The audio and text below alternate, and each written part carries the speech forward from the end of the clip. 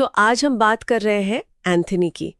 वो अपने लंबे एकांतवास से बाहर आ गया है। हाँ, और उसके माता पिता को जब उसकी रैंक पता चलती है, D+ रैंक, जिसे उसने छिपा रखा था। बिल्कुल। तो पहले तो वो थोड़े हैरान होते हैं, पर फिर जब वो सच बताता है तो उन्हें राहत मिलती है। लेकिन ये राहत की सांस मतलब ज्यादा देर टिकती नहीं है ना। नहीं, बिल्कुल नहीं। माहौल एकदम से गंभीर हो जाता है। उसके माता पिता तय जाते हैं कि उसे दुनिया में भेजने से पहले कुछ बातें बतानी पड़ेंगी। ऐसी बातें जो शायद उसे लाइब्रेरी की किसी किताब में भी न मिली हो। हाँ, ये जानकारी थोड़ी अलग है। उसे बताया जाता है फॉरसेकन कल्ट के बारे में। फॉरसेकन कल्ट, सोचे अलग अलग नस्लों के लोग जो राक्षसों के साथ मिल गए हैं और उनका मकसद दुनिया को तबाह करना। और ये कोई आजकल की बात नहीं है, लगभग 20 लाख साल से। 20 लाख साल? हाँ, और ये कोई छोटे मोटे गुंडे नहीं है।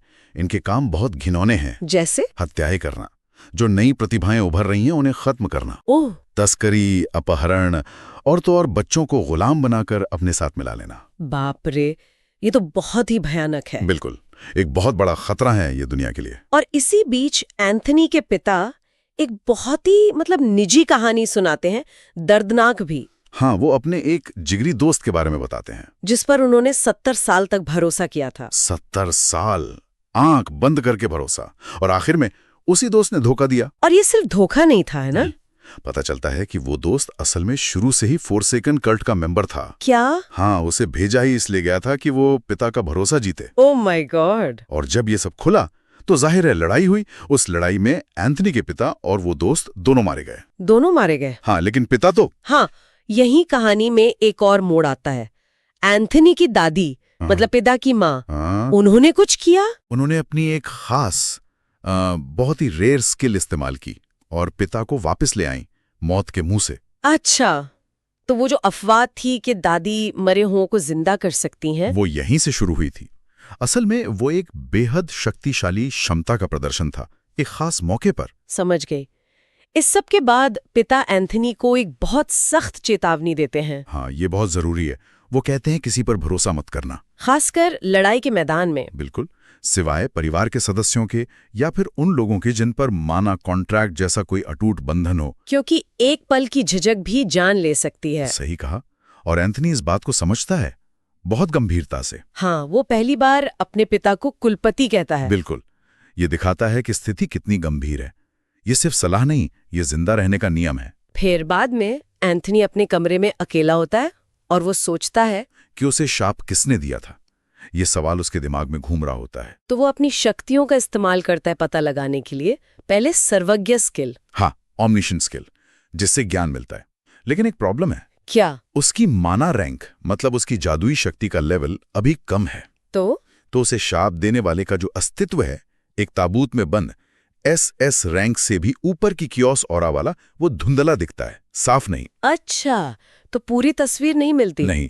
फिर वो दूसरी स्किल इस्तेमाल करता है, सर्वदर्शी आंखें, ऑल सीइंग आईज। और इससे वो अतीत को देख सकता है, सीधे, जैसे वो खुद वहां हो, थर्ड पर्सन व्यू से। और इस बार सब साफ हो जाता है।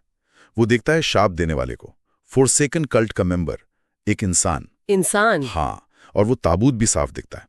उसे ये भी पता चलता है कि शाप देने वाले पर खुद उस शाप का उल्टा असर हुआ है, बैकलैश। उल्टा असर मतलब वो अब गहरी नींद में है।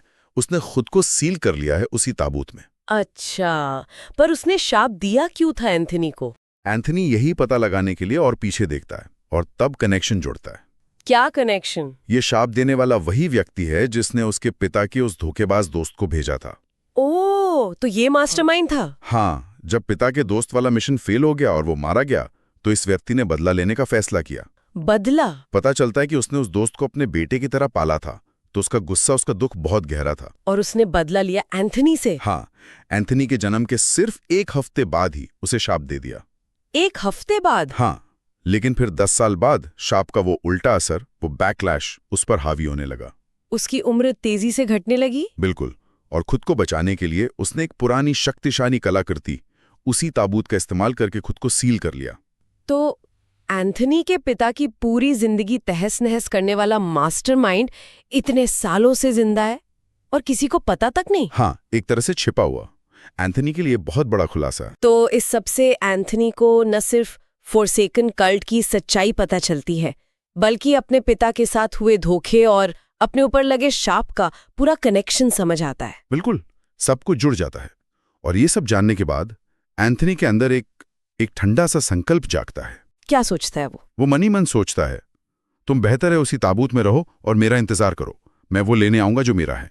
ओह, ये तो आने वाले बड़े टकराव का इशारा है। हाँ, ये एंथनी के चुने हुए रास्ते की शुरुआत है।